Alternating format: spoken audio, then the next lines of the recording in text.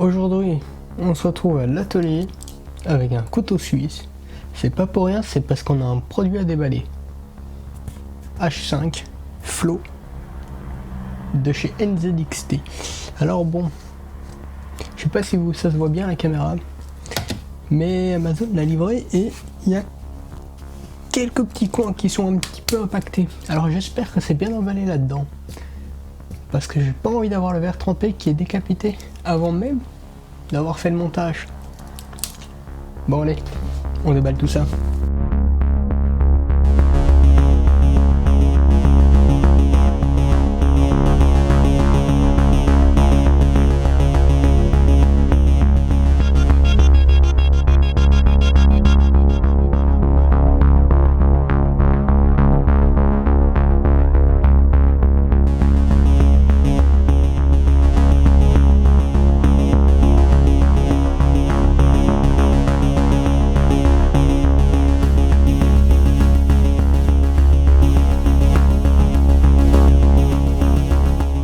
Bon allez, on va continuer parce que là ici donc on est à l'arrière du PC.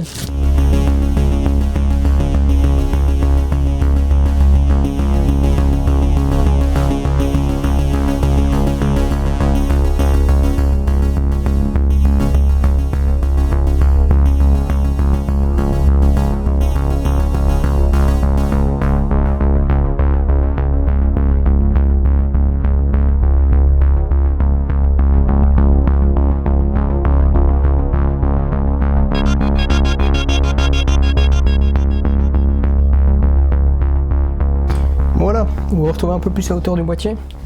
Alors ici, l'avantage de ce boîtier là, c'est qu'on n'a qu'une vis à l'arrière. Ici, et ensuite, c'est du clipsé. J'ai pas envie de faire de bêtises. Normalement. Et ça fait vraiment peur. Je sais pas si c'est comme ça. Normalement, de ce que j'ai... Ouais, voilà. Ça fait extrêmement peur. Tu as l'impression que tu vas péter la vitre à tout moment. Donc, il y a deux ergots, mais... ça fait très peur. Donc là, on peut voir aussi que le mèche du dessus, c'est en décollé. Alors, la vitre, on va pas tarder à la remettre à un endroit sûr. Voilà. Parce que ça, si on la casse, bah c'est cassé. Ici, un petit mèche pour le dessus. Alors on n'aime pas ces trucs aimantés. J'avoue que je suis pas méga fan, hein. Mais c'est facile. Encore une fois, c'est facile. Alors, le gros point positif de ce boîtier, c'est qu'on a un système un peu différent. C'est qu'en gros, il y a aussi un ventilateur dans le bas qui souffle direct sur la CG. Et ça, c'est cool. Alors par contre, de base, il n'est pas fourni avec des ventilateurs en façade, excepté ce 120 ici. Par contre, un autre truc cool, c'est que pour monter les ventilateurs en façade, c'est une plaque qui se démonte facilement. Et ça, c'est pas cool. Ok. Donc on remet la plaque.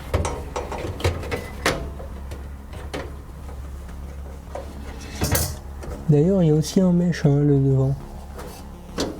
Mais je sais pas comment on l'enlève, je crois que c'est par derrière. Hop. Alors c'est relativement des vis qui s'enlèvent et qui se montent à la main. Et ça c'est cool. Donc on va passer à l'arrière. À l'arrière, on n'est pas un système de clips apparemment. Puisqu'on a deux vis, une en haut et une en bas. Et oui non. C'est même pas un système qui s'enraille. Donc c'est simplement posé. Ça dépend des goûts quoi. Bon allez. Ici on a une petite boîte avec tous les accessoires normalement.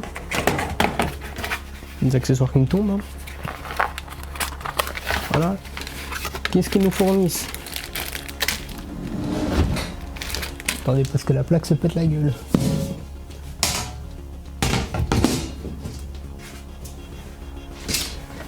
On n'aimerait pas.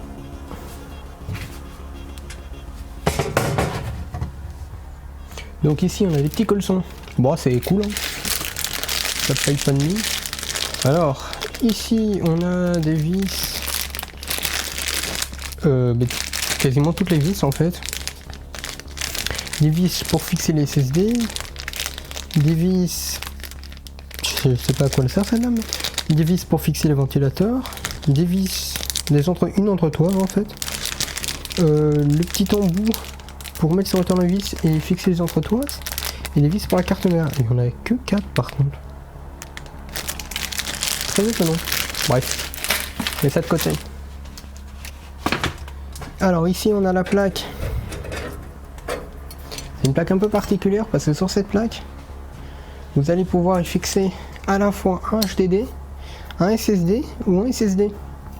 Je vais aller vous en chercher pour montrer. Bon, vous m'excuserez, c'est un peu poussiéreux. Ils attendent là-bas depuis longtemps. Donc là ici on a un SSD. Donc vous voyez qu'il peut venir ici facilement. Il peut venir là aussi facilement. Et le HDD, il peut venir là. Comme ça. Donc ça fait un peu ma stock hein, de jeu. D'ailleurs je crois qu'il le prévoit plus comme ça. Savoir dans la notice. Mais donc il n'y a pas d'emplacement HDD prévu. Mais on peut quand même en fixer un. Alors, un PC moderne, est-ce qu'on met encore des HDD comme ça? Déjà des SSD comme ça, est-ce qu'on en met encore? J'ai envie de dire oui, un. Au moins souvent, enfin moi je le conseille, ça coûte quand même moins cher ça que les NVMe. Et donc là-dessus vous en achetez un gros pour mettre vos données passagères. Et si vous avez besoin vraiment de beaucoup de stockage, c'est que vous avez besoin d'un NAS et pas des disques durs dans l'ordi. Donc ça c'est une chose. Ici on peut voir des scratchs, super cool pour le câble management. Donc des scratchs un peu partout. Alors, la connectique de façade, donc qu'est-ce qu'on a droit?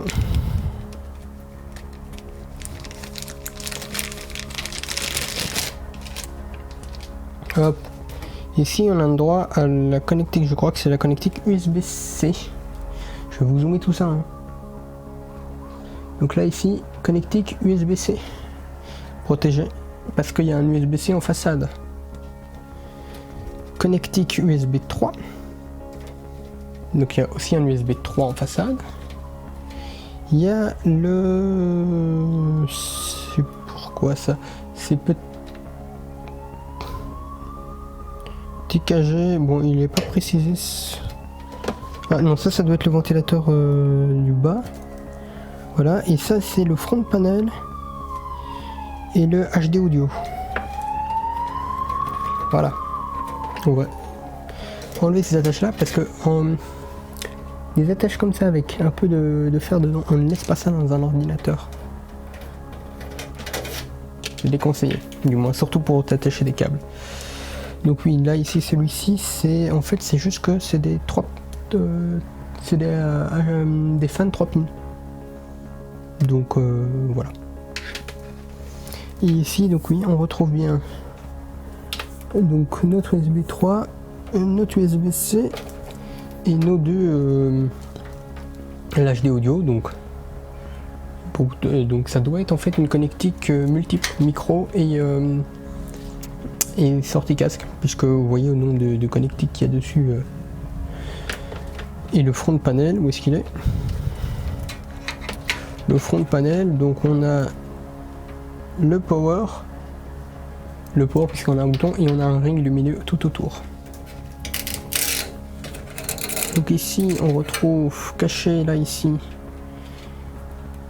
le 3 pins du fan qui est à l'arrière.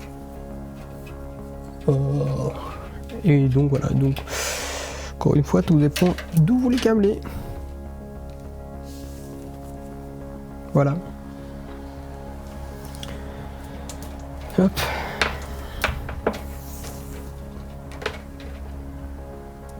C'est de la belle connectique quand même. Alors là, niveau de longueur, on doit avoir... Alors ici, ouais, ici on a un passage. Ouais, on doit vraiment avoir ce qu'il faut pour pouvoir le faire passer. Et mais alors souvent les USB 3, c'est souvent sur le côté ici. Donc je vais dézoomer du coup. Hop là. Et donc voilà, l'USB C, je sais pas, j'en ai jamais croisé pour le moment en fait. Donc, je sais pas exactement, mais je pense que c'est au même endroit que l'USB 3. Ça paraît logique. Ensuite, et les HD audio, ils l'ont mis bien long parce que c'est vrai que souvent, c'est de ce côté-ci. Et le front panel est souvent de ce côté-là. Donc oui, ils ont fait les longueurs, on va dire, économes, mais qui pour le coup, ça est probablement les bonnes longueurs. Alors petite note, vous pouvez démonter la plaque qui cache ici à la sortie, peut-être le temps de faire passer vos câbles. Donc ça c'est à noter. Ici il y a une petite croix, oui non, c'est rien d'important. On a la place pour la ligne. Alors c'est une ligne qui doit s'insérer par l'intérieur, hein. C'est pas une... Comme sur certains boîtiers où vous avez une plaque que vous mettez sur la ligne, vous pouvez insérer la ligne comme ça. Là c'est pas comme ça. Par contre moi je trouve l'idée des scratchs vraiment très intéressante, hein. Hop là, on va mettre ça comme ça et donc on va remettre notre baie ici. Donc c'est vrai que ce boîtier, hein, on peut dire en désavantage qu'il a techniquement que 2 emplacements de stockage externe. Mais c'est 2 emplacements qui acceptent les CSD. Donc c'est à voir. Maintenant la plupart des cartes mères ont 2-3 emplacements pour des NVMe. Donc encore une fois, moi j'ai envie de vous dire, si vous avez besoin de plus, c'est que vous avez besoin d'un NAS. Alors, dépourvu de sa vitre, c'est très léger hein, le boîtier. Vous voyez, c'est cette plaque-ci que je vous dis que vous pouvez retirer. Si vous voulez, hein, c'est pas, je ne vois pas l'intérêt pour le montage. Voilà. Donc les entretoises, elles sont bien vissées, donc c'est pas des vissées à la main. Ça c'est bien. Alors normalement, elles sont toutes prévues pour les fixations ATX. Donc, c'est ça. Ici, on a une indication avec les lettres A, U et I. A pour ATX, U pour MATX et I pour IATX. Donc ici par exemple on retrouve A, donc A, U et I, donc ça fait les 3 formats, pareil. Là ici non, A et U. A et U, donc moi tout ce qu'il va falloir vérifier c'est que, parce que j'ai une carte ATX, donc je vais vérifier qu'ils sont en A, A, A, A, A, A, A et A, donc en fait c'est bon. Et c'est pour ça, je pense qu'il donne un de plus, c'est que le MATX, ici il y en a 2 par exemple, donc un ici, 2 là qu'on switch là, et ensuite il faut le dernier qu'on vient mettre là, donc c'est pour ça qu'il y en a un plus dans le paquet. Bref, ce petit boîtier est bien sympathique et je trouve honnêtement très sobre. Très sobre. Alors je sais toujours pas comment on vire le attendez, je pense qu'il faut virer, donc là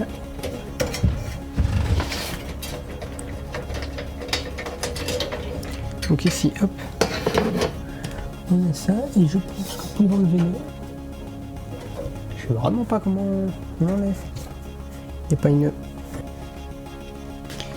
l'avant s'enlève bien donc. Ou alors il y a des vis, hein. J'ai pas lu, mais l'avant.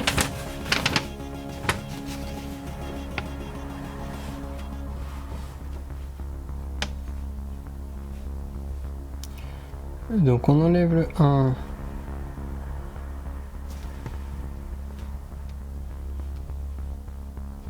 Ouais.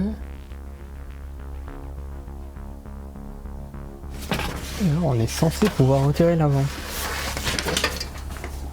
On est censé, à ce stade-ci, pouvoir faire ça. Oui, en fait, on est totalement... Ici, encore une fois, c'est clipsé. Alors, est-ce que là, c'est parce que le boîtier est neuf? Et et du coup c'est un peu compliqué. Et donc le mèche est donc ici. Sur ce, moi je vous dis à la semaine prochaine pour une nouvelle vidéo.